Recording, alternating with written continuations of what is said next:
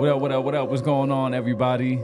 We have a special edition of the City Chapters podcast today where I'm going to be the host. I go by T.S The Solution.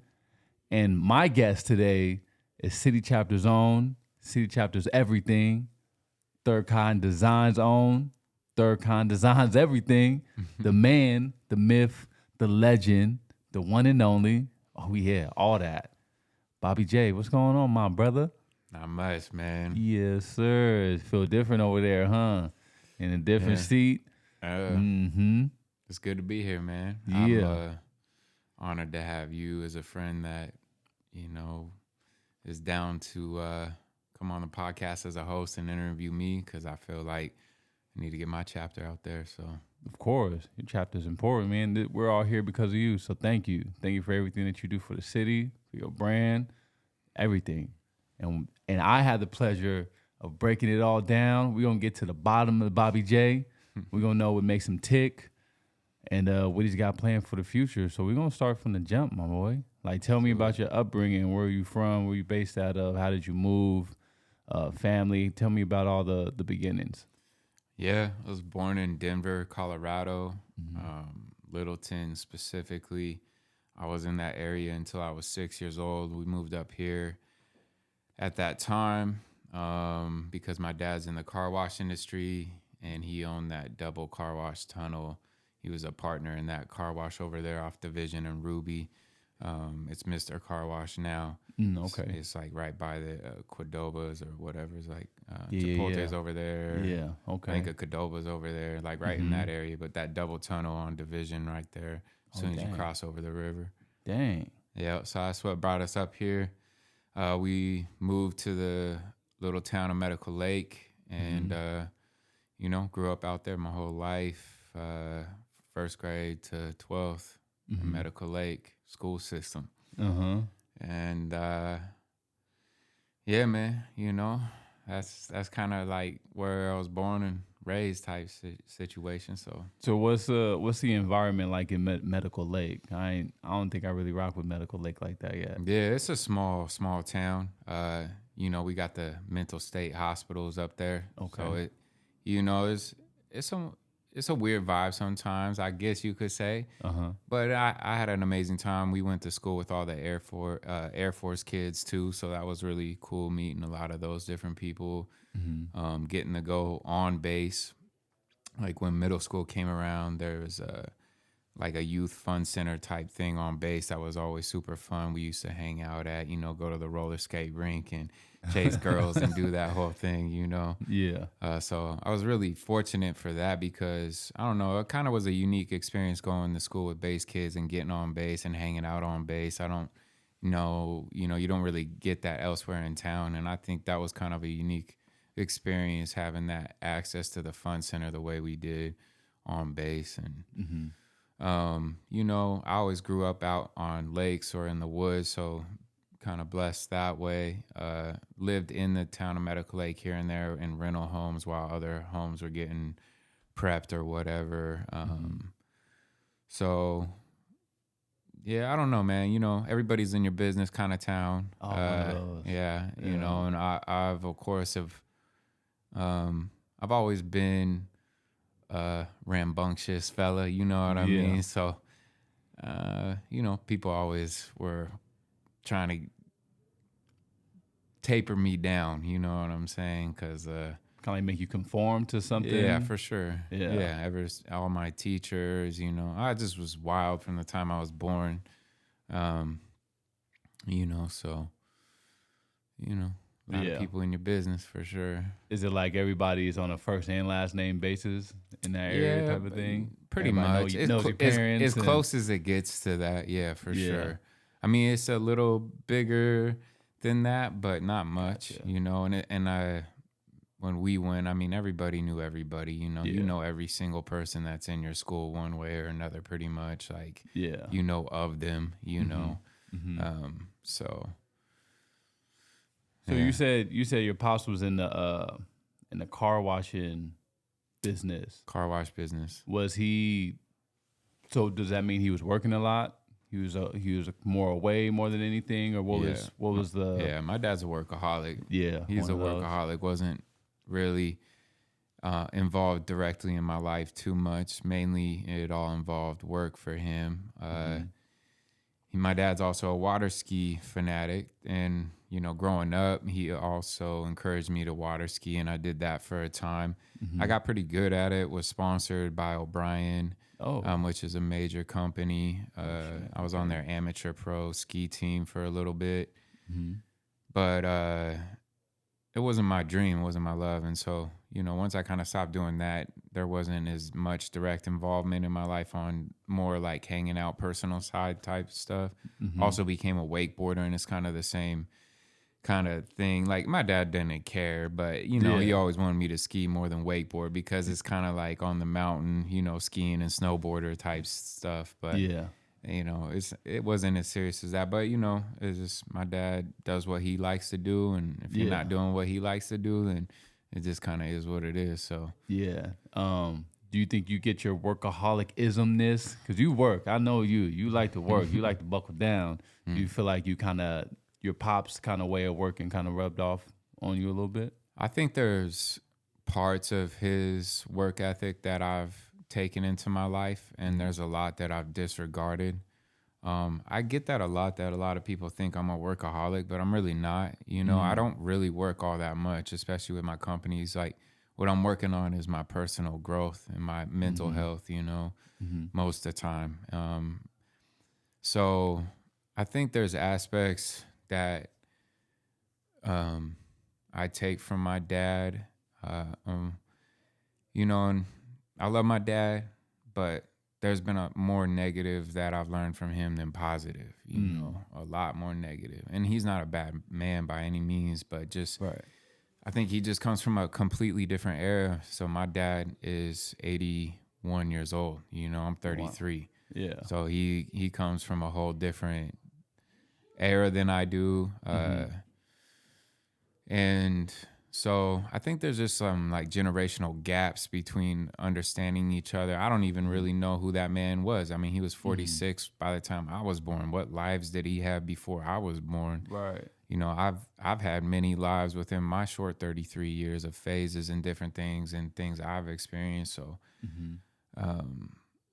I guess going to say though is like my dad does have a crazy work ethic, but I think you have to learn how to not always charge, and just try to plow through stuff. You got to take time to breathe. You got to take time to think. That's a fact. And you got to take time to actually strategize what you're trying to do, because you might get a lot done, but what damage did you leave along the way, and what opportunities did you miss because your head was down? We always use that term, like keep your head down and keep grinding. Like, but for me, it's like, man, I'm not trying to keep my head down. I'm trying to just take it slow. I'm in no rush with what I'm doing. Every time I've tried to rush in my life, and I think this is where my dad has suffered the most, is like you just can't see the opportunities. You don't take the time to really think about what you're doing, where you're going. And I think that's a big problem with a lot of things in our society, So I'm really trying to, practice my zen, you know what I mean? And flow like water, and, practice a abundant mindset, knowing that there's more than enough opportunity out there. Yeah. So long answer, but it's a deep one for me when it comes down to my dad and what I've learned. So listen, man, we're here to get deep, man. Yeah. We're here to get deep. No, we want to learn what makes you tick. Yeah. And for everybody, I want everybody to know this. Bobby and I talk like this. This is just another Tuesday for me and Bobby. Like we get deep, and I want to do that still here, bro. Because again, this is about you. This is your chapter. As thick as the chapter is, we got to give the people your chapter. So you were saying that your pops was in the car, had a car wash business, and when you were going to school in Medical Lake, is there just like one high school out there that everybody goes to? Is it that kind of town? Yeah, one one elementary, one middle, one Dang. high school. Yeah. Oh, okay. So how was it in high school? Were you the cool guy? Are you the get along with everybody guy? Are you the jerk? Like what kind of guy were you in high school? Man, high school, coming in the freshman year, I'd say I was probably one of the more popular kids. And that's not me being conceited. I just fell in with some seniors that were my friends. Like, there was a cheerleader that was a senior that asked me out when I was a freshman. Like, so I got into high school. It was amazing. I was really good in my grades that year too. But then, somewhere around freshman year, drinking, smoking weed gets involved. And then there's probably a lot more of the arrogance that comes around of trying to be the man and being that guy. And,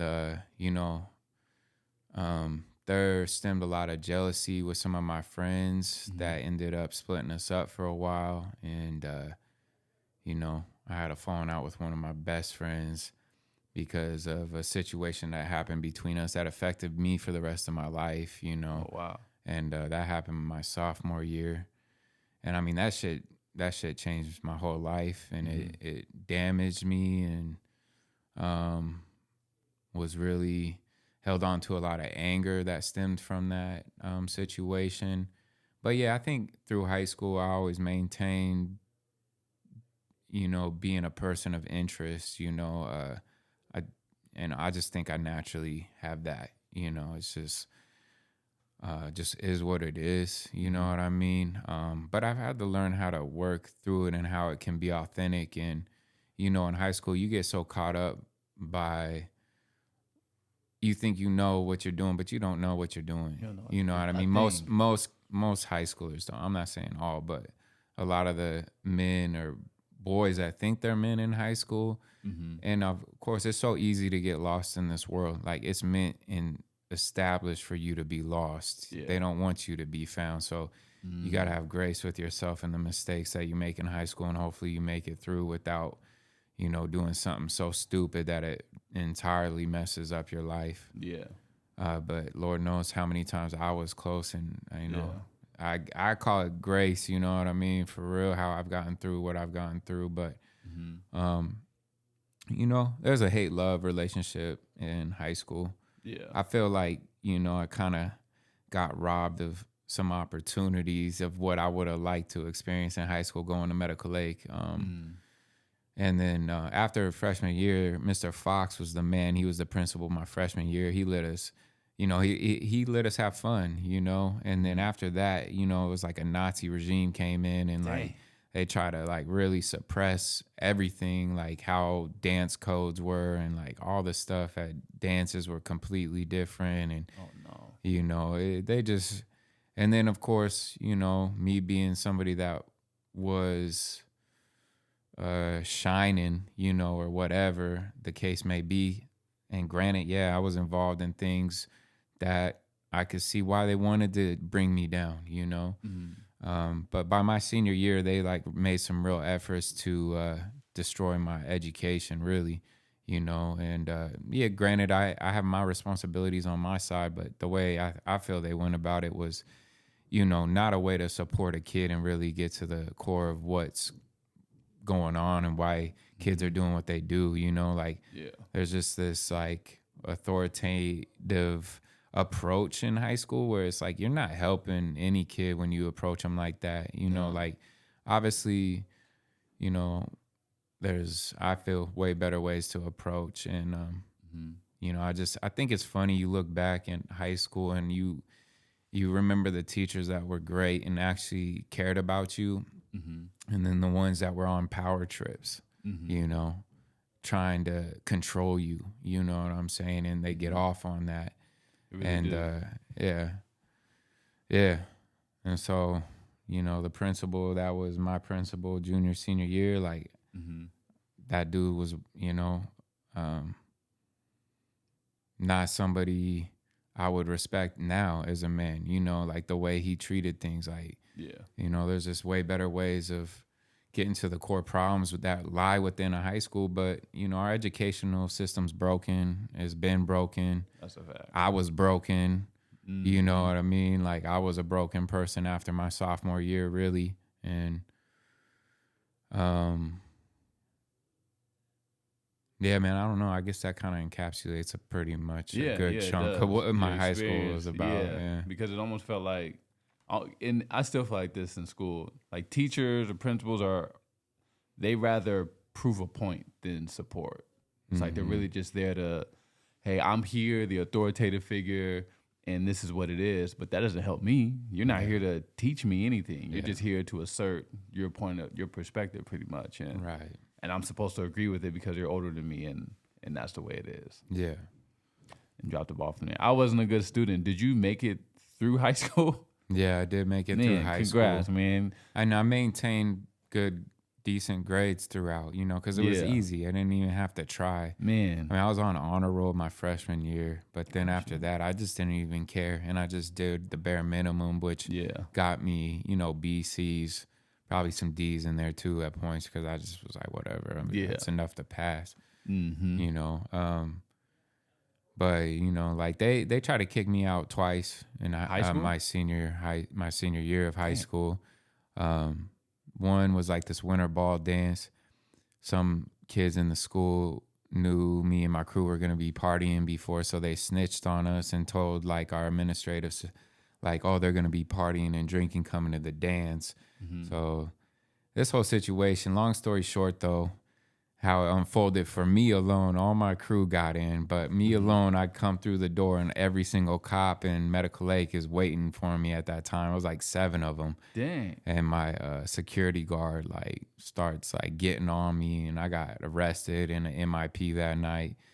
And then later on that year, you know, we'd always go smoke weed at lunch. And this time I had like 3 of my homegirls with me and like one of my homies, maybe 2 homies.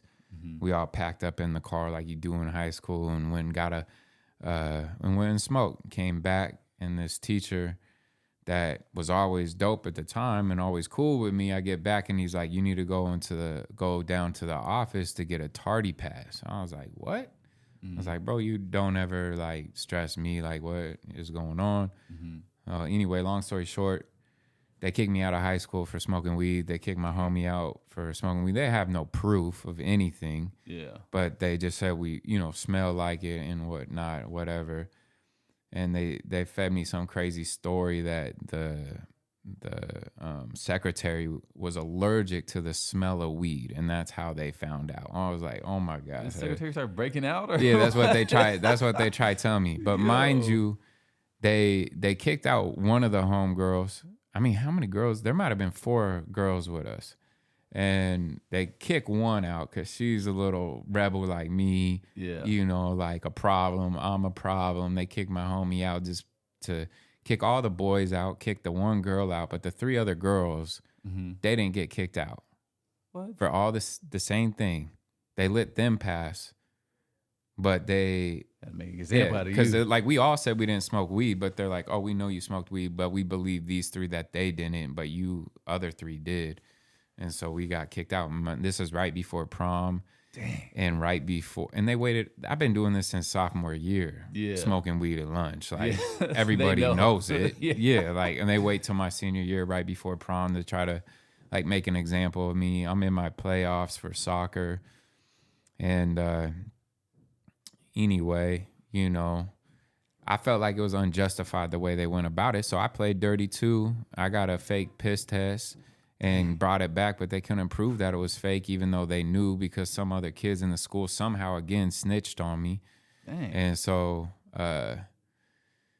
so anyway, the principal was pissed. He had to let me back in school because my mom even had my back on this one. And, but he was like, you got to decide between prom or the playoffs. And, which even at the time, I really wish I would have been smart enough as a young man to be like, we're getting lawyers. Like, you're not kicking me out of school. You have no proof. Yeah. Regardless of what you think is true or know is true or not, you have no proof to do this to me. Yeah. And so anyway, I just was like, whatever, I'll just go to prom. And because I knew in soccer playoffs, like, it was a good team, but I mean, we were about to go to playoffs where you play like Yakima teams and stuff, and they're on another level out there. So, Oh, really? oh yeah, Yakima teams, you know, the Yeah. Latinos, man, Yeah. they That's play life. they For play real. real soccer, you know, Yeah. and we played them in playoffs a year before, and it's just different, you know. Yeah. You do good in these little Spokane leagues, but you go start playing West Side teams, and it's different. It's a Yeah, whole other world. yeah. You mentioned soccer, and before we got on here, we were talking about no, actually earlier in the pod, you were talking about uh, getting into the mountains and doing that stuff, snowboarding, all that stuff. What got you into sports? Like how did you get started into sports? Like did your parents put you through like we used to have like Pop Warner teams and stuff Yeah. like that. Did your parents make sure like you had some type of extracurriculum activity going on after school? Yeah, I mean, I was playing sports from the time I was a toddler. Uh, so I think my parents supported me always in trying to get me into the things I showed interest in. I don't know where they pushed me. I mean, my dad definitely pushed me into skiing. I was probably water skiing and on a ski by the time I was like 2.5, you know, like, Dang. and I was snow skiing when I was probably like same age, like up on the mountain at like 3, Dang. you know, starting to like learn how to ski and stuff at that time. And then when we moved up here, I was 6 and I was really like getting and noticing snowboarding. So I started snowboarding when I was 6 years old up at Mount Spokane, and you know, played soccer, baseball, football, all the things you could really out in Medical Lake. You didn't have all the options in Medical Lake, but you had the basics, you know. And I played all those sports through elementary school. Played baseball because that's what all my friends were doing, and they didn't have soccer at my middle school. So I just played baseball, football. I think I played basketball my 7th grade year. They put me on JV. I was like, this ain't for me, man. You know, I was like, they tripping, bro. They messed up. I'm varsity all Yeah, day. I'm varsity level. I don't know if I ever was. I never played basketball really that serious, but I was just like, you know what? I'd rather snowboard, Yeah. you know, than play JV. So I Yeah. finished out that year because, you know, it's the right thing to do. But after that, I just like, I don't know. I just never had that love for basketball. Yeah. And when I got into high school, I played baseball freshman year, but then my soccer coach was like, yo, you know, you should come play soccer. I was like, you know what? I think I'd rather do that. Yeah. I didn't really like the politics going on the baseball team. Some of the stuff that and who was running those teams and stuff. They were more on the political side of the whole school system. And I felt like my coach for soccer, he was kind of just the soccer coach, you know. He wasn't involved in other aspects of the school.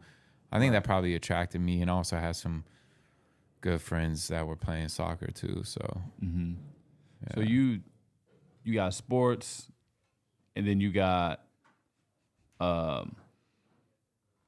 you have the business side, right? Do you feel like you got a chip on your shoulder as far as how you move in business?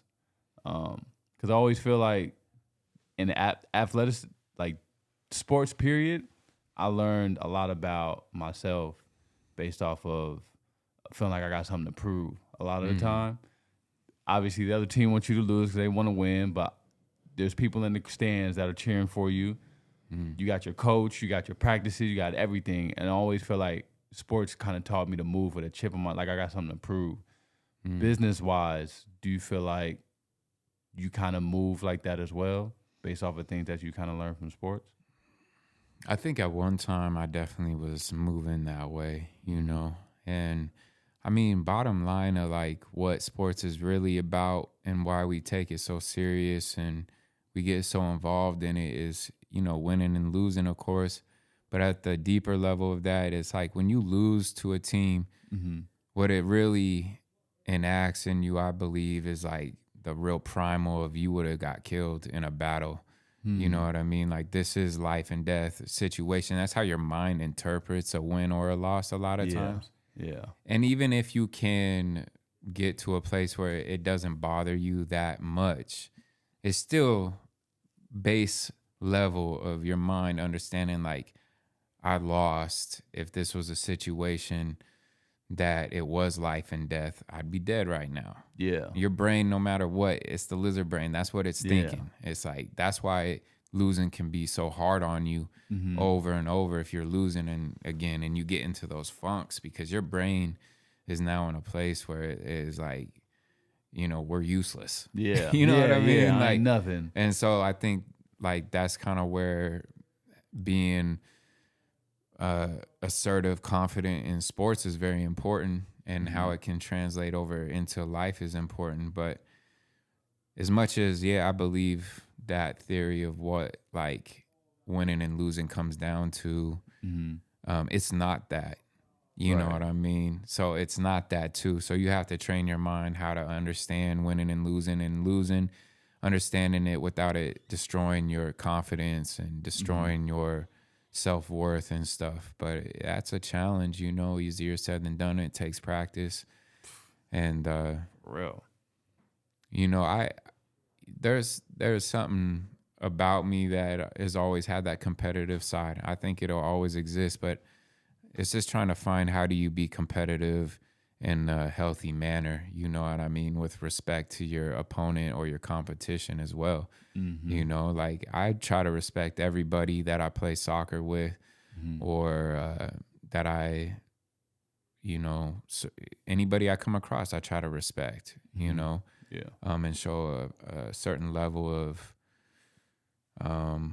even appreciation, you know what I mean? But I'm also the kind of person, once you cross a line, you're going to see a whole different side of me, and I'm not one to back down, and I'm not one to easily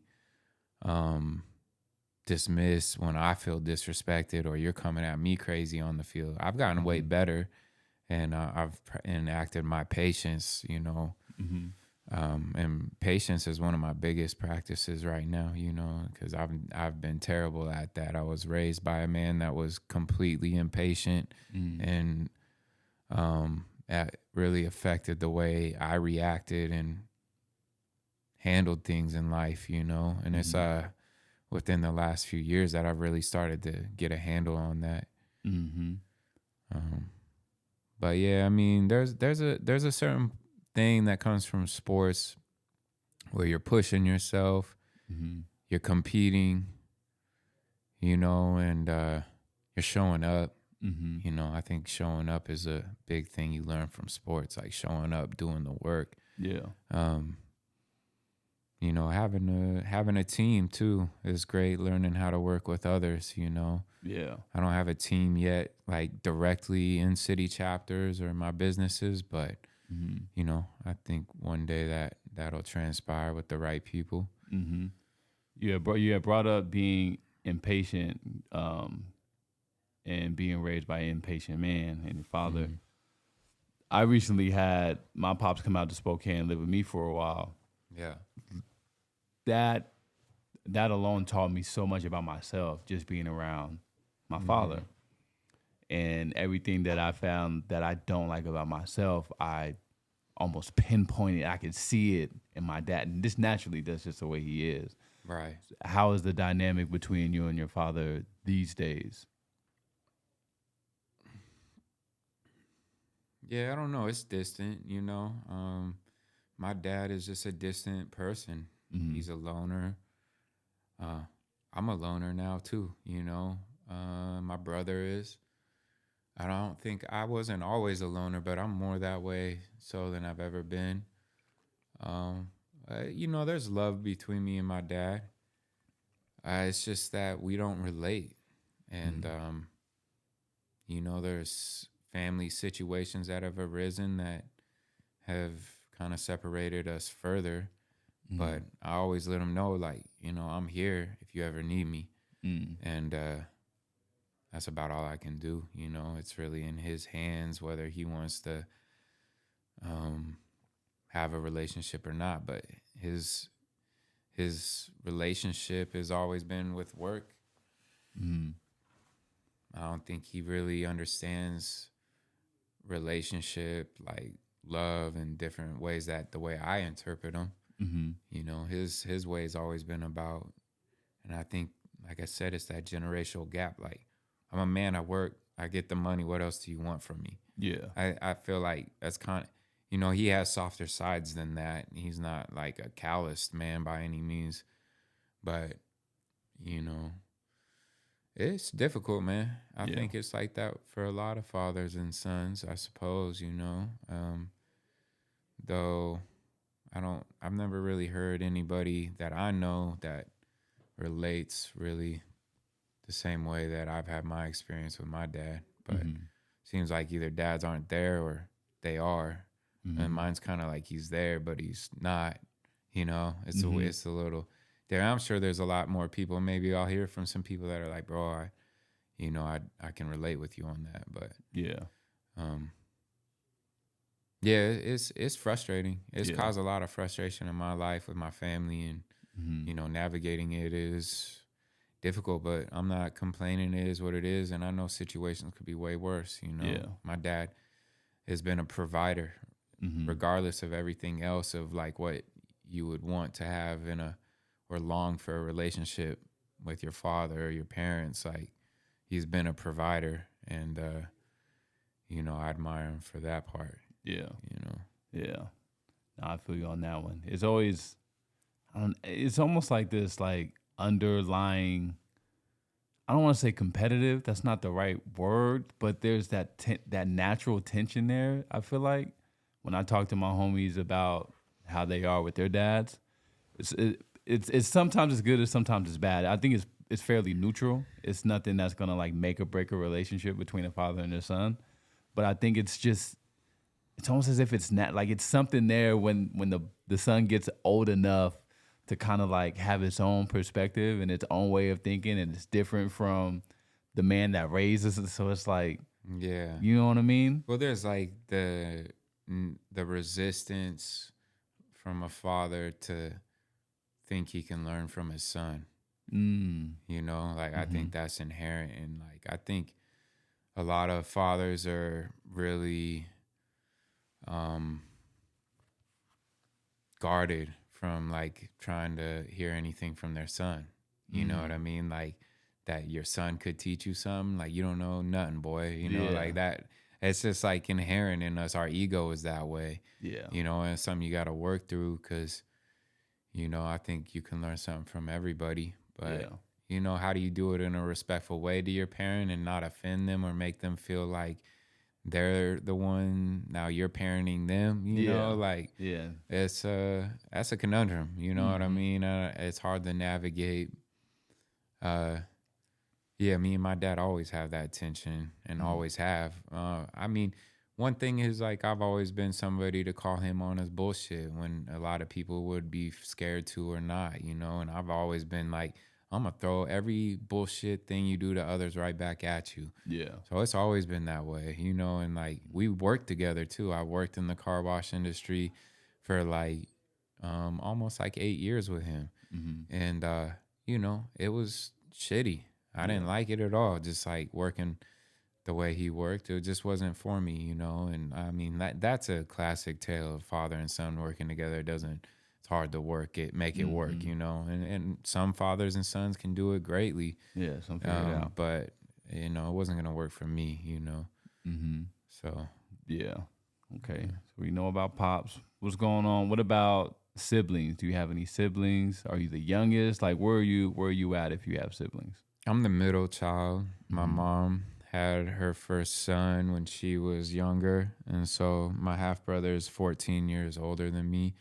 And then I have my younger brother, Johnny. He's about 2.5 years younger than me, and that's my brother. You know, like that's my full blood. And I mean, me and him grew up together. Me and him were ride and die together. You know what I mean? Like that's my dog. I'm really blessed to have him in my life, and Johnny's a great musician, comedian.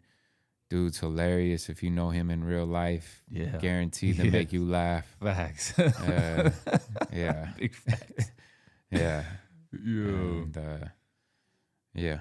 Yeah, because y'all close. Like y'all get around. Anybody can tell y'all brothers. First of all, that's that's a given. But the relationship between all y'all is pretty cohesive, or how do y'all get along? Me and my younger brother are really close. We've definitely had our battles. Growing up.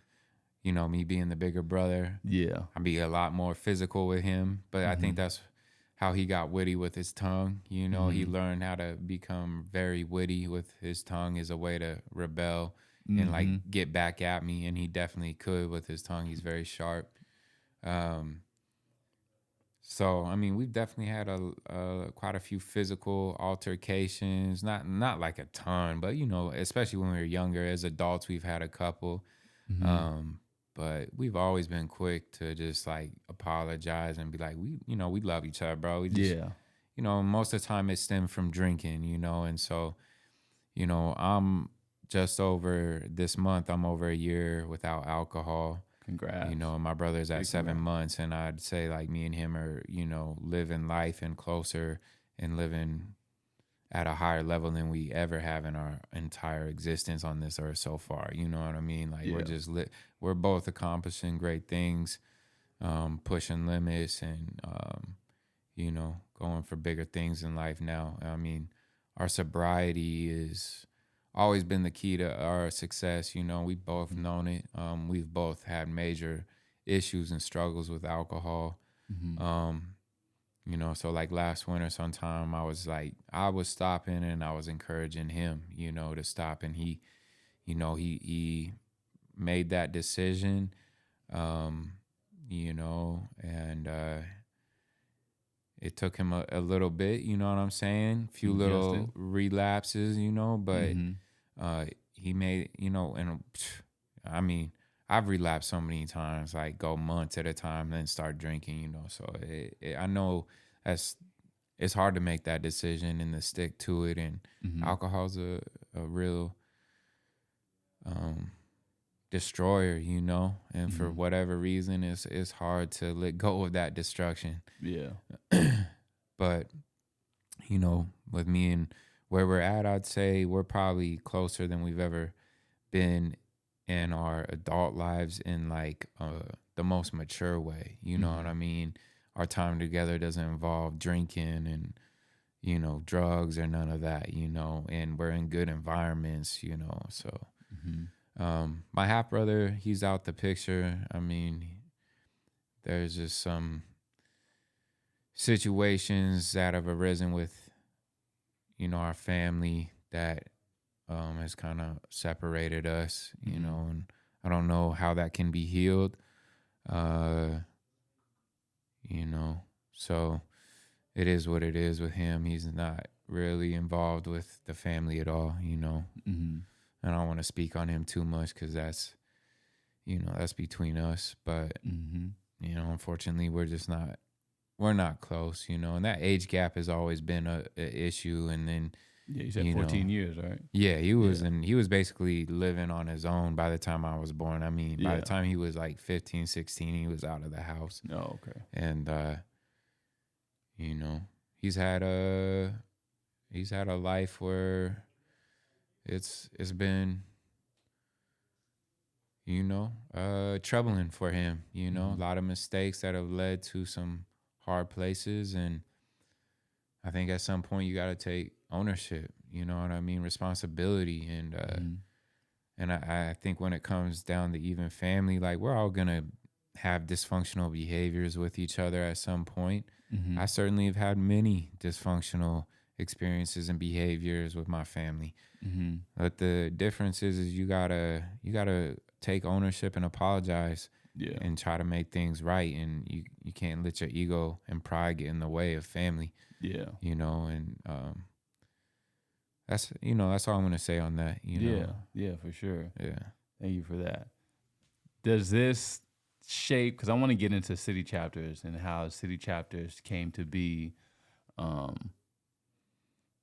Did your upbringing, from your family structure to how you were treated in high school, to sports, everything. How does this structure your way into city? Like, how does city chapters play a role in all of that? It's hard to determine how I kind of developed city chapters. I really feel like it was a gift from the infinite intelligence, like it Mm-hmm. just came to me.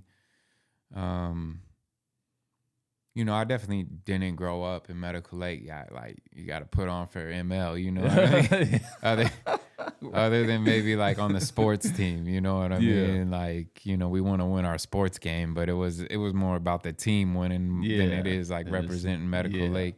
Mm-hmm. Um,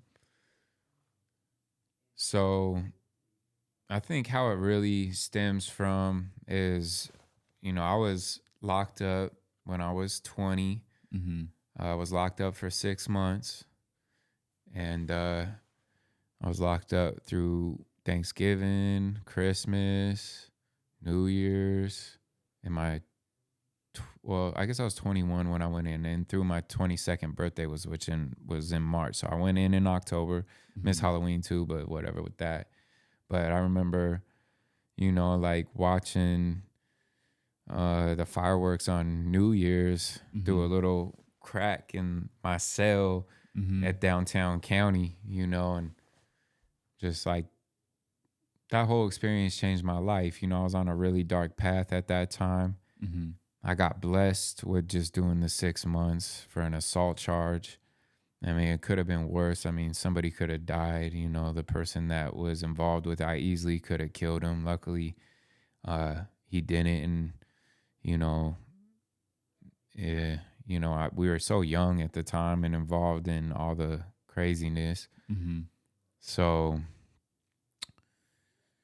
I, go to jail for 6 months. And I took that as a timeout from God, like I grew up in the church. I'm not religious, but I definitely do believe in spiritual aspects of this experience. And I do believe there's things at work that are beyond our normal reality that we visualize and experience and sense. I think there's things that are at work in this world beyond our common knowledge. Mm-hmm. Um, so when I went to jail, like I said, I took it as like, all right, I'm supposed to go, man. Like I need to go to jail. Like, and I got blessed for 6 months when I know what I've been up to and I know what I've been doing. And I know I could be in prison for life. Mm. I know it. And almost just for this one thing that I got caught with could have been prison for life. You know what I mean? So you're in something deep. Yeah, this situation was a bar fight that, somebody got really hurt. Mm-hmm. Um, but he survived, but I went to jail for it. And, it was self-defense on my part, Mm-hmm. but the excessive force that I used, they say, like you used excessive force in your self-defense essentially. Mm-hmm. And, they gave me a deal and I took it because the initial charge was like I'm doing a minimum of 10 years minimum if I lose in court, and that was like the bare minimum of what I would have done. Mm-hmm. It was really looking like 12, 15. So Sheesh. and so like before going in, I didn't know that I was getting the deal until like right at the end. So up to that, I'm like, my life's over, like, or a good chunk of it. I'm going to be in prison and not knowing what's going to happen to me in prison if I'm going to make it out of prison, because Yeah. if I got to do what I got to do in there, I might kill somebody in there. It's just, you don't know what could happen. And I mean, prison's no joke, I mean, it's not always like the movies, and sometimes it's worse than the movies. It's not a good place to be. You know what I mean? Like, Yeah. So, I took it as, I think, as serious as I could at the time, and I started drafting ideas of things while I was locked up that 6 months to when I got out to enact to keep me out of the street life, stop, doing what I was doing. And I came up with a business idea around clothing because I always loved clothing. I always feel that I've dressed well, senior year. As much as they try to tear me down, I still got best dressed, you know what I mean? Super fly. Yeah. So I started this streetwear brand when I got out called Third Kind Apparel. And that's the OG brand for, people in Spokane that know me.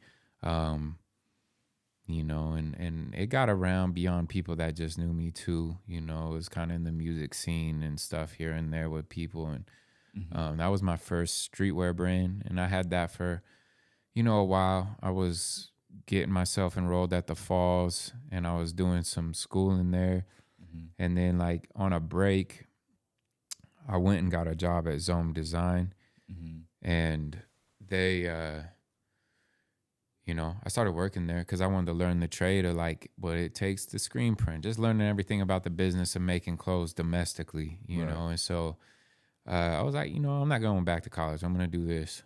And worked there for like 4.5 years. And at the tail end of that, I was listening to a podcast from these guys out of Toronto. They started this company. I don't remember what it's called now. But if you probably know Toronto or been around it, you probably would know. But this brand centered itself around making clothing for their subway stations in the Toronto region. So like they, based upon what I remember, their subway stations have names, whatever kind of neighborhood it is, the subway station is like named that too. Or the subway station has its own unique name potentially as well. Regardless, it has a unique name, whether it represents the neighborhood it's in or if it's actually the station's name. But they started making clothing based upon these stations and like they made a lot of money. And I was like, man, that's crazy. Like, people are like willing to wear their subway station to like represent where they're from in the city. Right.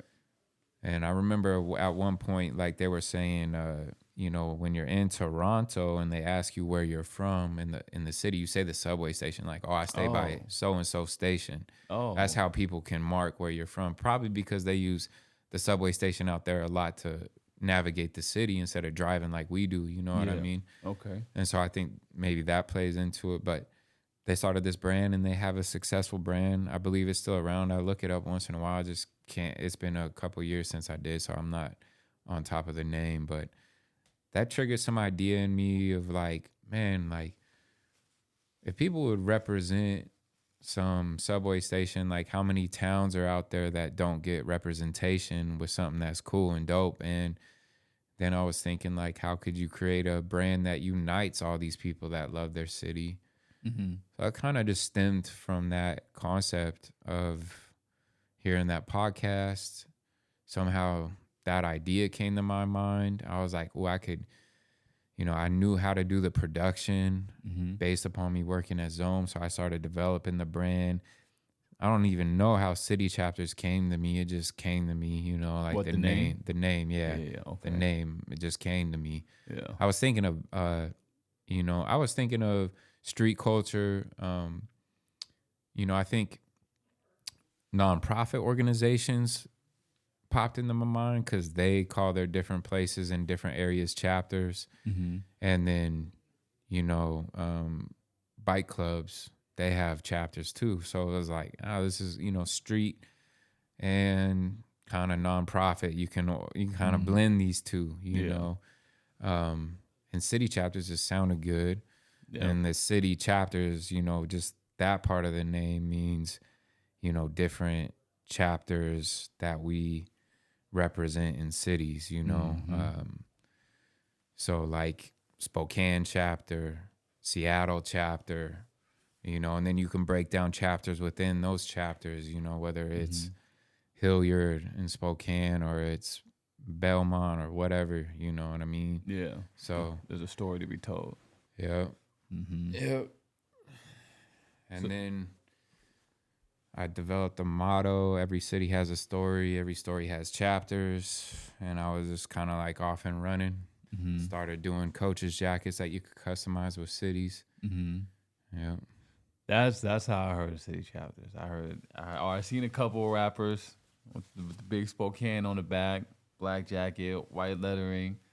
And that was it, man. And it was a form of representation that I didn't see when I first moved out of Spokane. There was the hashtag Spokane doesn't suck was pretty much the only thing that I was seeing that was positive. That was uh, showing something positive about the city. That there are people that do actually care about the city, that do want to see the city grow and develop into a robust city of culture and all these different things. But other than that, there wasn't too many people that like to live out here.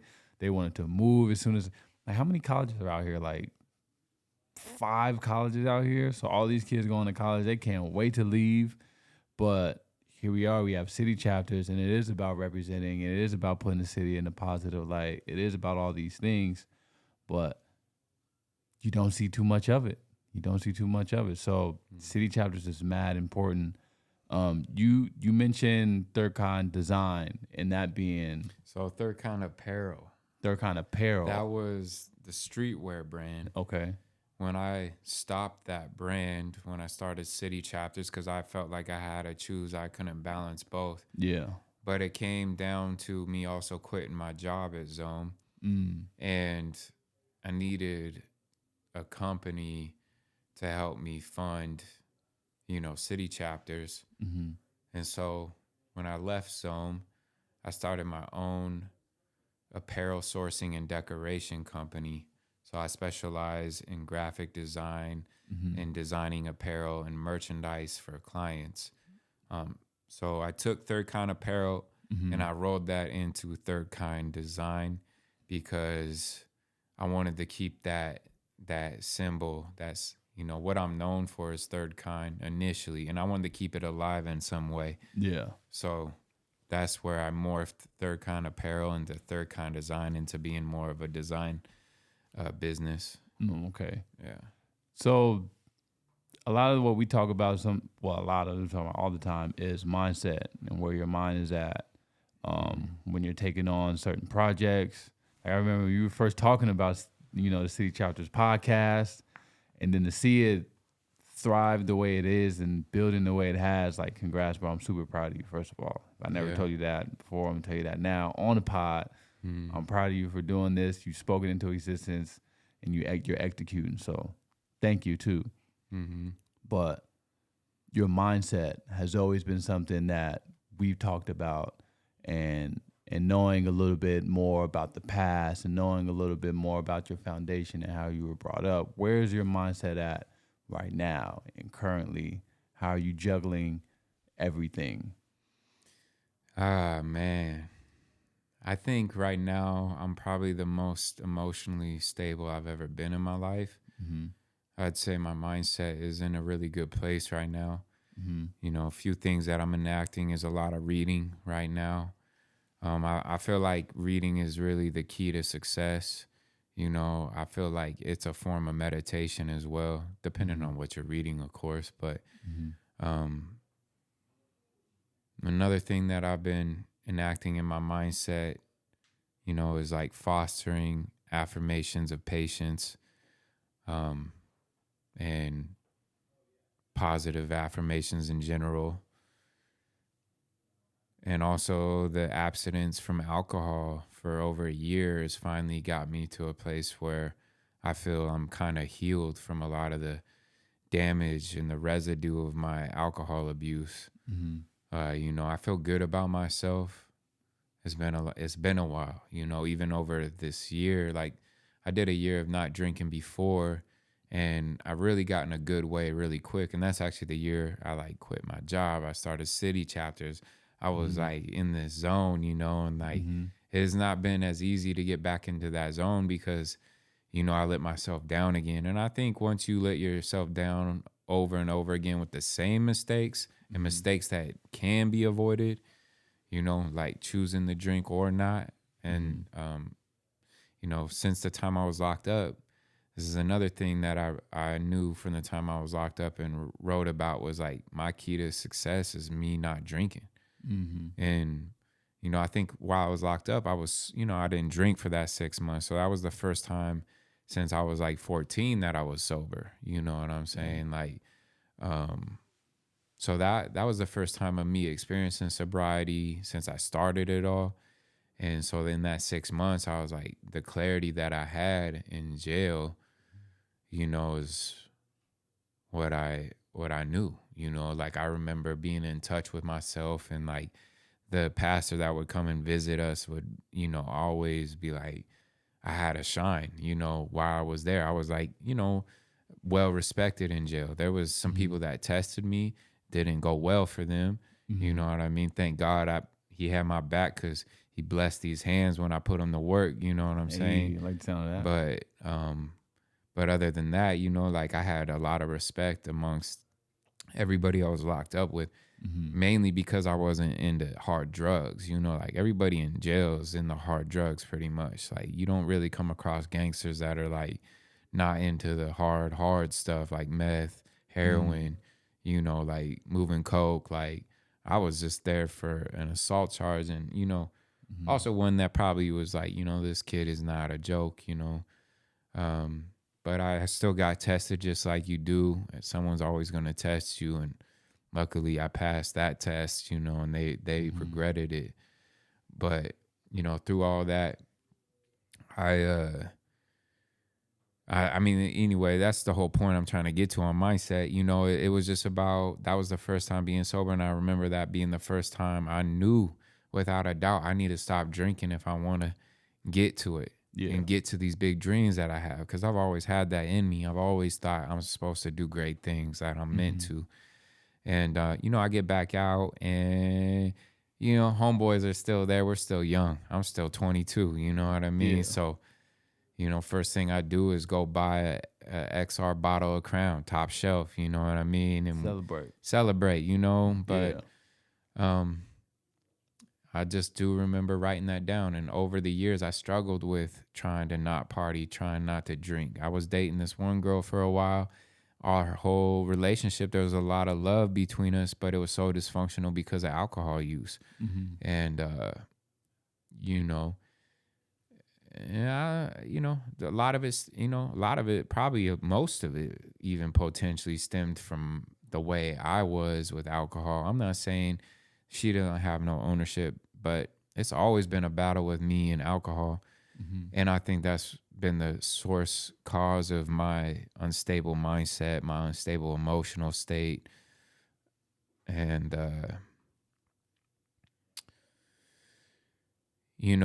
it's been a war to beat it out. It's been a war. I've been super hard on myself because of it. I've hurt a lot of people because of it. I've seen and been near death because of it. Death for myself. I lost one of my best friends to drinking and driving. And there was many times I was in the car with him, and I could have been with him. Yeah. And there's many times I've wrecked my own cars. Even my senior year, I rolled the car 4.5 times a week before graduation. So granted, I understand why the administration didn't like me, because we were crazy. You know what I mean? But, obviously I needed help. You know what I mean? And there was no help given. It was just letting me go burn yourself, kid. If you don't want to listen to what our laws are, you know what I mean? Yeah. Like, that's not how you break through to people. So Not at all. I almost killed my friend in that wreck. He was with me. I rolled my car 4.5 times. When I came back to, the car was upside down, and my homie's not in the car. And we both weren't wearing seatbelts, passed out because we were partying. I was like less than a mile from my house, passed out, rolled the car, wake up, he's not in it. I think he's dead, and luckily he wasn't, and we got away unscathed. But I've wrecked other cars, it's just a lot of damage and destruction that came from alcohol and the partying life, and, a lot of anger that stemmed from my use, of course. So, to be at this place now, 33 years old, a year sober, I feel like once again I've entered into a state of being a man, you know, because I don't think you can be a man if you can't make the decisions that are for you right. You know what I mean? We all have that voice. And, you know, I think that voice is mostly true for most individuals. Now, there's some people that have some weirdo voices going on, and That's a fact. you know what I mean? But my higher self is always called to me. And I've failed that higher self many times, you know, and I probably will again in some fashion. I just don't think it's going to be alcohol related because I just know where that leads, you know. So, you know, one day at a time. I don't like celebrate a year of being sober or just my sobriety, but it is the source cause of why I'm in a great mental state now, though, is because I've abstained from alcohol. And I've led my brother away from it, and the changes I've seen in him are immense, and he's a whole different person. You know, and we have a lot of alcoholism that stems in our family, and it's all bad. Yeah. All real bad. You know what I mean? And it's like, at what point are you going to learn, you know? And if you say you want to be great, there's no room for alcohol. I mean, in my life, I can't speak for everybody, but for me, But for you to be great. there's no room for it for me. Yeah. You know, I think everybody's relationship and biochemistry is different with alcohol. Yeah. Mine is not good at all, you know, so. You say you're like beating the odds? Because it feels like you've been up against the odds your entire life. Man, so I mean, part of why I think have stopped drinking too is there was times where I would drink and hope I died. You know what I mean? Like whether it was in a fight, I don't care if I kill somebody or get killed. I don't care if I wreck my car. You know, there's times I probably literally intentionally tried to die. You know what I mean? Not suicide, like I would kill myself, but Just carelessness. But well, I won't even say carelessness because it was intentional. It was like, I don't give a fuck. You know, excuse my language, but that was me at that time, you know, like I really don't care. Yeah. I want to die. Yeah. Like, please bring it. Like, I don't care. And that was, you know, going through jail changed that, but I still had that mentality through my 20s a lot, you know, and I still have it to a degree where I you know, I could snap, you know, and be ready for anything at any time. But I really try to foster, like I said, patience and meditations and breathing and just like, you know, trying to find out how I can be a good person in this crazy world, you know. Yeah. And I think there has to be a lot of grace for people's mistakes and how you get lost in this world, because it is crazy. Yeah. It's insane what we live in, and there's a lot stacked against us. You know, a lot stacked against us to really be in touch with ourselves. You know, like that is not encouraged. You know what I mean? And is not propagated through our media channels for you to be really in touch. Like, it's all about distraction and keeping you from really being in touch with yourself. And I think alcohol is the number one weapon used by these forces that are trying to, whatever they're trying to do, you know what I mean? But there's obviously world domination plays blatantly going on from my point of view, you know. I don't know how you can't see that if you know, it's not a conspiracy. It's just look around, like look at what's going on, you know. And I mean, if you look at the stem root of what alcohol means and all those things, like, do your research. Like, alcohol and the words we use, they're powerful. And it's funny how, you know, words are set up to be spells. Like, think of spelling, you know, spelling, like the way we speak they have power. We all know this is pretty common knowledge now. Words have power. Like, all these things we talk about, manifestation, like all these things, you know. Look at what alcohol means, where the root word comes from, you know. It's like, you know. Never thought of that. Yeah, it's, and spirits, like talk about spirits. Like there's definitely been times where like, I know, I was not myself. Those were the things that I did when I was drunk. That wasn't me. You know what I mean? Like, so That's what's real. I've had friends tell me like, yeah, you like last night you said this to her. I don't know who that was. It wasn't you, and I've hurt people by being that way. I used to encourage it too. Like when I was really young, I mean, I was like into dark stuff, not like devil worshiping, but just like, I don't like some demonic shit. You know what I mean? Like just the mentality was demonic is what I mean. You know what I mean? Like, and there'd be times I'd take mushrooms and I would see the devil in the mirror. You know what I mean? Within myself. So I like, it's always been a war with me, And I say all that to say, like, I've been and seen some really dark things, and I've experienced some really dark things. I've experienced what, in my experience, is real demons. You know what I mean? But I've also experienced something that's always tried to call me to a higher purpose. And I've also experienced being saved countless times. And, like when I wrecked that car that senior year, I remember when we rolled the car, I felt something envelop me and protect me when we rolled. You know what I mean? Like I should have got thrown out the window. Jeez. But something like enveloped me and like protected me and protected my friend. And there's been countless times that I've gotten away with stuff that it doesn't make any sense. You know what I mean? Like, can't explain it. There's something higher going on in my life, and it's been, I feel like for me, it's like, it's not going to give it to me though. Whatever this higher energy is that is at work in my life, it put me here for a reason, or I'm here for a reason, and it wants me to accomplish that. But it's not going to give it to me. You got to do the work. You got to yield and listen to what you have to do. And I've always tried to barter that with life. I'll try, to do a little bit of what I know I'm supposed to do.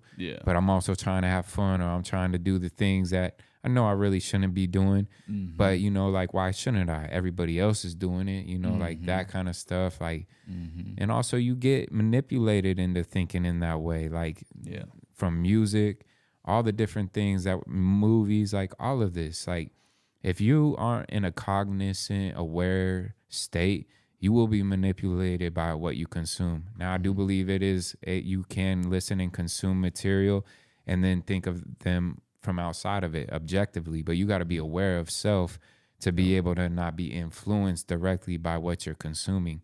And when you're young, most people are not that way. So you get into this whole thing, where it's like, oh yeah, shoot 'em up and all this crap is cool, man. It's not cool. No. You being played. And I was played too, you know what I mean?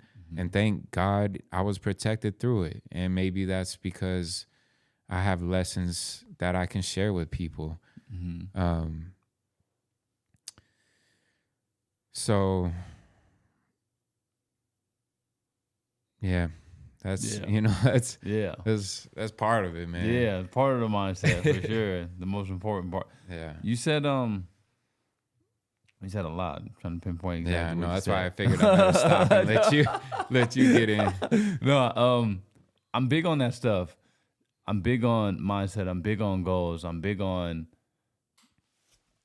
purpose. Even the last time we talked on the pod, we had brought up Nipsey and how we both admire Nipsey a lot, and a lot of what he taught me was based off of purpose.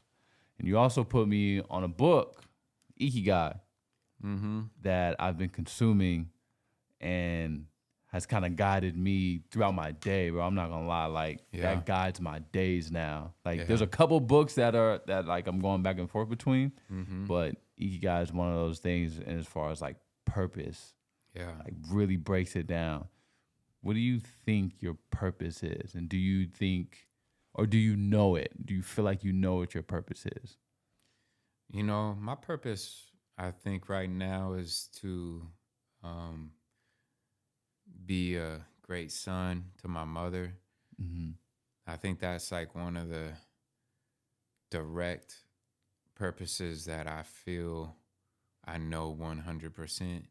I feel like honestly I was put here for my mother, you know what I mean, in certain ways, like and her for me too, you know what I mean? Like I feel like there's something, the reason that we're together, and my brother as well. Mm-hmm. So just being, the best son and brother to them. Mm-hmm. Um, Figuring out how to work that with my dad is a lot more difficult.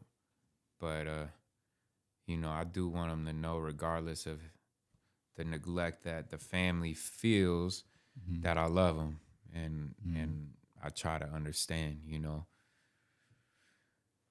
But I'm not quite sure what my purpose in my career or outside of that really truly is. Um, I know one of my purposes is to be a leader in sobriety right now, like showing Mm-hmm. people like, yo, you can live a full life without alcohol. Mm-hmm. I think that's, you know, part of my purpose right now. Mm-hmm. Um, I don't really, I have a hard time with the purpose thing, because it's hard to define what your purpose truly is in this existence. Like, um, I don't like putting a label on what my purpose is either. Mm-hmm. But I do believe that there is a purpose, and one of the purposes of why I've been through what I've been through and what I'm learning is something is involved with city chapters. I honestly feel like city chapters was some kind of gift to me from the divine. Like I said, the infinite intelligence, whatever you want to call it. Mm-hmm. It was my idea. It was given to me. I've had many people tell me like, man, it's such a great idea. I wish I would have thought of something like that. Mm-hmm. And I've thought of other ideas that were great, but this one is the one I decided to choose on and enact. And I'm in a development phase. I'm 5 years into it, but I feel like I'm just getting started because I'm just becoming a man, again.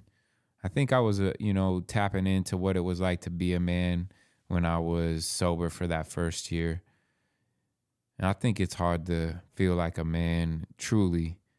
Now, I don't know, a lot of people go around saying they're men, but you can tell by the decisions that they make that they're not, No idea what it is. Yeah. So, for me, I think I'm living in alignment of what I view as a man. And we can lie to ourselves and tell ourselves we're men, but really what it comes down to is you got to live in alignment with what your higher self has set for you. I think most of those principles are probably close to being the same for most people. You know what I mean? Mm-hmm. But I think there's variations of that. But what I see as being a man, the first thing was like taking care of myself, making the right decisions. Gotcha. For me, the most biggest decision that I need to make is to stay away from alcohol. Now that I've been doing that for a year, I feel like I got a strong base again, Mm-hmm. And so there's a lot that goes into me thinking about what I want to do with city chapters. And it's been like that basically after the first year. First year went really well, got in the Zoomies, sold a bunch of jackets, did my whole thing, but it was all about money. It wasn't about the higher cause. I didn't have a higher cause when I started city chapters. I was like, I'm just going to make streetwear jackets, customized with city. It's going to be a product. You know what I mean? And I think there's a purpose in me doing this podcast, Facts. I think there's a big purpose in me doing this podcast because I've been told all throughout my, young life, especially in my later 20s, that I need to be doing public speaking. I need to do a podcast. I need to do all these things. And I really wasn't ready. You know what I'm saying? Yeah. So, I started this podcast in April. I'd been sober for 5 months at that point, Mm-hmm. And so, everything's kind of opening up to what I want to accomplish. When we can, talk on a later podcast down the line, I'll probably have a more definitive purpose at that time. But I do want to create something with City Chapters that is recognized as an organization that helps create positive experiences and changes in communities, starting here in Spokane. Yeah. So I think that's a part of my purpose. But as much as I've always wanted to do those things, I've never been ready because I can't help anybody else if I can't help myself, That's right. And I failed at helping myself for a long time, and I think there's a lot of truth in like not being too hard on yourself and understanding you make mistakes, and there's a lot of truth in that. But it also comes down to like,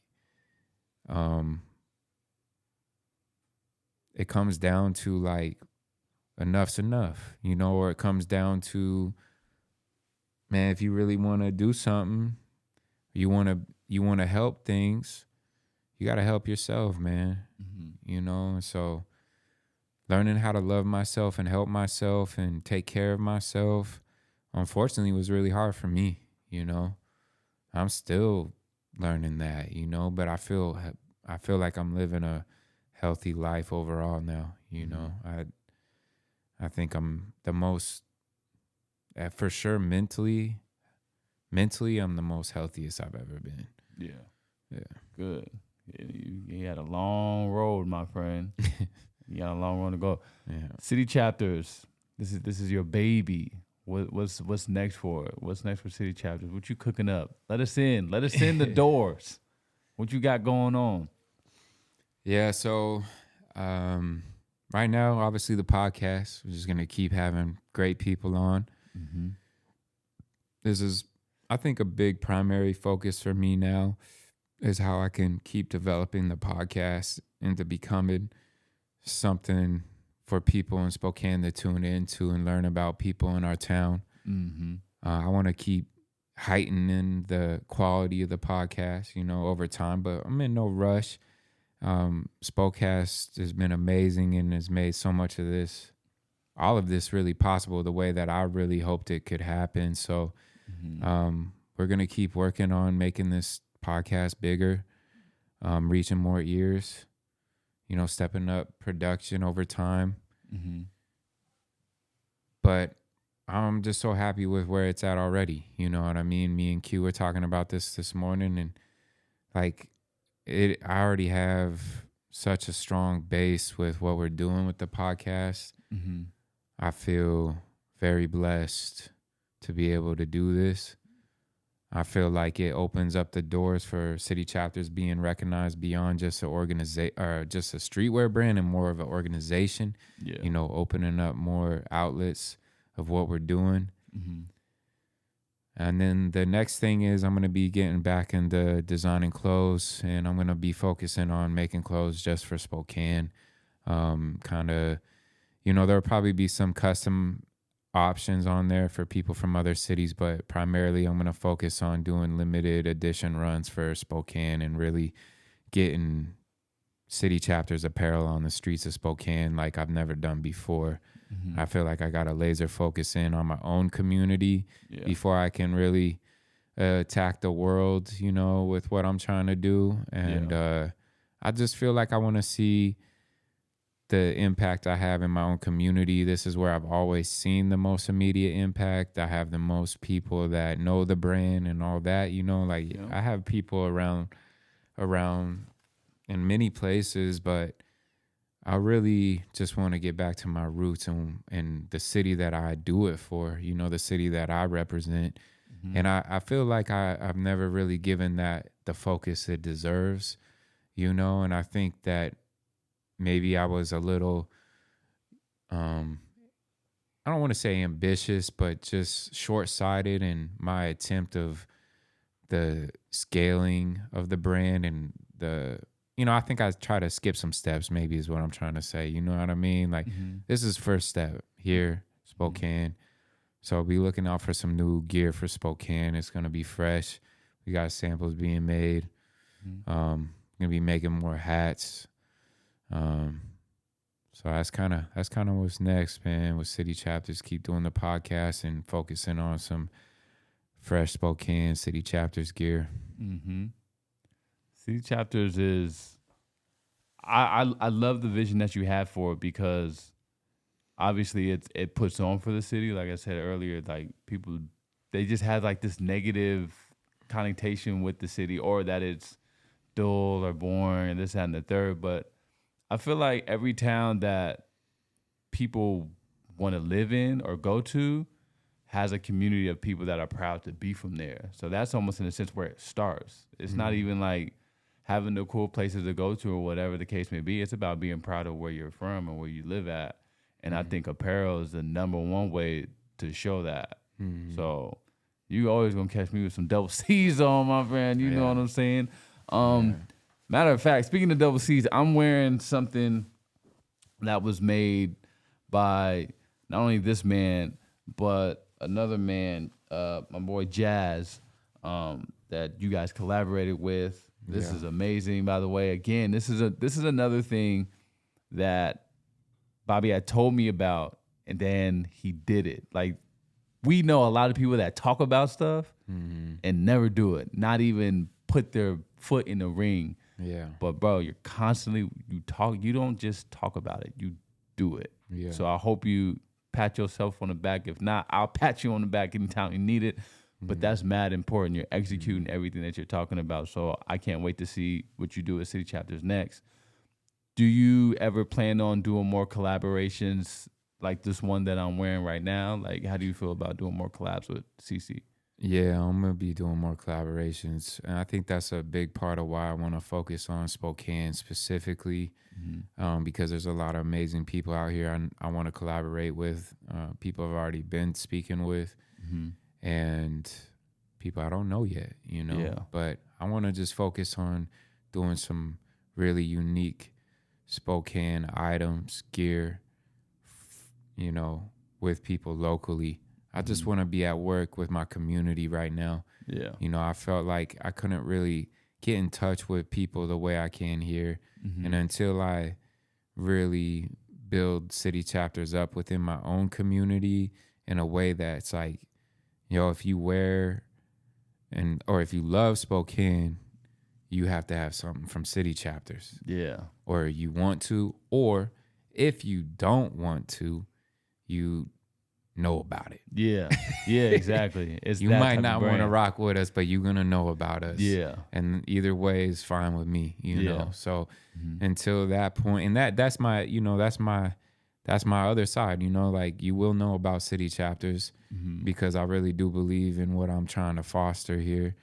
But it's not for everybody. I don't expect everybody to, you know, understand me or my vibe or whatever, but I know there's plenty of people that do. Yeah. And I know there's plenty of people that feel the same way and want to see the potentials of Spokane that we all feel can be met that aren't being met yet. But there's a lot of good work going on in Spokane, and I'm super appreciative of all the people that are doing that work. But, you know, I want to do my own work too, you know, and that's all I'm saying. Collaboration is one of the best ways to do it. I'm wearing a collaboration right now. This my joint right here. You know what I'm saying? This go me everywhere. Yeah. This brand, this movement, this organization is gonna be huge. What advice, tips, or something along those lines can you give to the next kid that's gonna go through a similar path that you went through? Like, how can you, or how would you guide them through that? Yeah, I would just say take your time.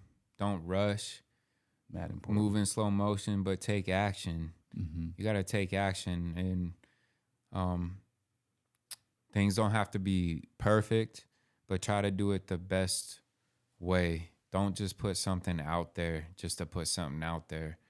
Take your time to develop a real product, a real brand, you know, and take your time to push it out there.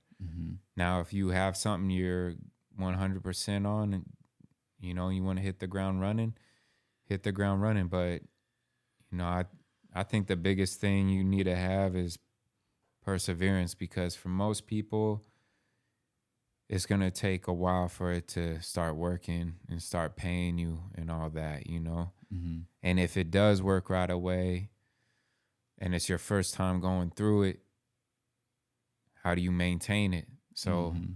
you know, I feel like I just think you gotta be patient and move in slow motion. I mean, that's really another part of the mindset that I've been enacting, is just like moving in slow motion. It's the tortoise and the hare. This is a fable we're told from the time we're kids, you know, and there's so much wisdom that's deep within that fable that is being you know, it tries to teach you as a child, like, don't rush, Yeah.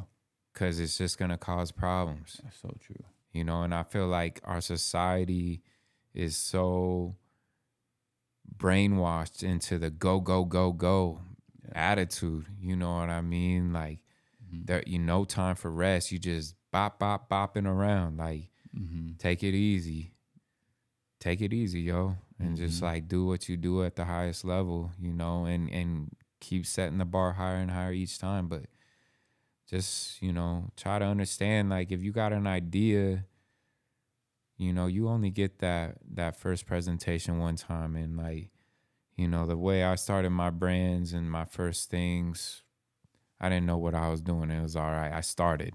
Exactly. So, but, you know, I didn't have anybody to talk to me about it either. You know, so if I would have had a real designer, somebody that been in the industry, and I could show them the stuff, they probably would have been like, no, bro, like this, you need to learn these things, you know? Yeah. So, you know, do your research. But, you know, at the end of the day, if you want to do something, just get started. Yeah. I guess it could really just come down to that too. Yeah.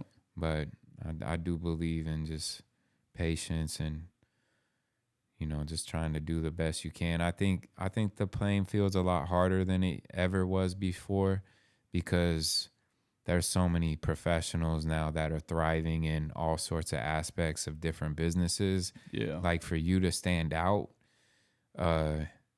you have to be unique and you have to be bringing quality to the table. Yeah. I mean, it's not like it was before when I started my companies and my brands. It's different now. Yeah. You know, like, we're exposed to so much high level marketing, gear,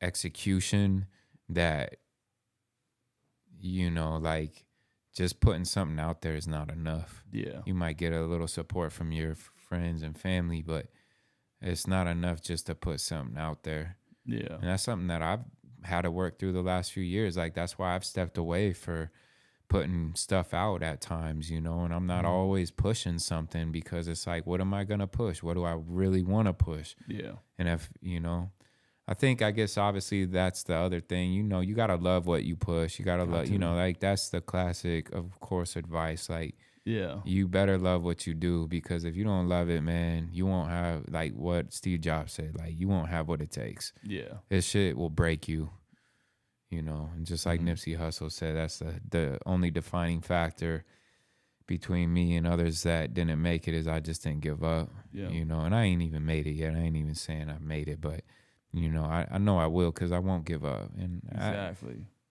I mean, I guess it looks at, like, what you define as made it. I've made it to a place where I'm 5 years into owning my own businesses and I pay my bills, you know what I mean? And I'm eating and I got fresh gear on, and That's big. I'm pretty, you know, in the scheme of things, I am wealthy, you know what I'm saying? But of course, compared to the Titans and the Giants, I'm not doing that, you know what I mean? But I don't know if I want all that either. Yeah. You know, and I think that's why I've slowed down too. Like, you know, you got to be careful what you wish for, careful what you think you want, you know? So luckily I've had enough wisdom and maturity to kind of, like, you know, put things on freeze to really think about where I'm going. Cause honestly, I don't need much to survive, you know? And, like, I do want to do something that's meaningful and impactful and authentic, you know? This ain't about the money, but the money gonna come, cause it's a byproduct of what we do. Yep.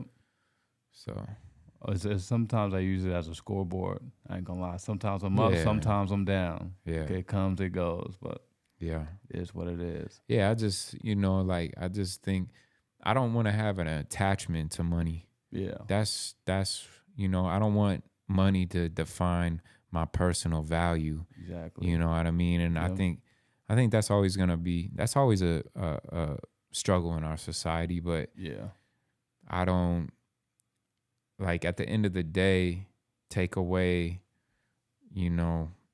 all this, who are you as a man is all that really matters. That money, your crypto, all that shit don't matter. It's how you are as a man, how you treat people, how you treat yourself. I mean, I think that's the biggest one. Like, your value is in how you treat yourself. If you have high value, high self-value, you treat yourself well. Yeah. If you think you love yourself, or you think you the man because you got money and you doing all sorts of dysfunctional shit, you don't got value, bro. Yeah. You don't got the real value. We can see right through you. Yeah, we talking about real value. You know Yeah. what I mean? So, and real success does not require money. Yeah. You know what I mean? So, yeah. But money's nice, and it's just, It's nice. it's just, like I said, not being attached to it. Yeah. Yeah. Which I think is good. I think that comes from, like, some of my Eastern philosophies of Buddhism and detaching, just learning how to detach from, the lizard brain that's always like, worrying and I need and all that, Yeah. I'm minimalizing, you know what I mean? And Yeah. I just, minimalizing, that's where I'm at, just getting rid of stuff. Exactly. I'm gonna have to pick your brain on that, on the lizard brain deal, because I ain't heard about that one yet, but I'm gonna holler at you about that. But man, pleasure, bro. Yeah, man. Like I hope we really got down to the things that you wanted to express. I hope you feel like you got your expressions off. And I hope you enjoyed and had fun. Your boys, I'm interviewing now. You know what I'm saying? I add that to the resume, Right. But, Yeah. Thank you for having me. Yeah, man. Big shout out to Spokecast, for real, because this is beautiful. Yeah. And everybody watching, thank you all. This is City Chapter Podcast. Let's go. Let's go.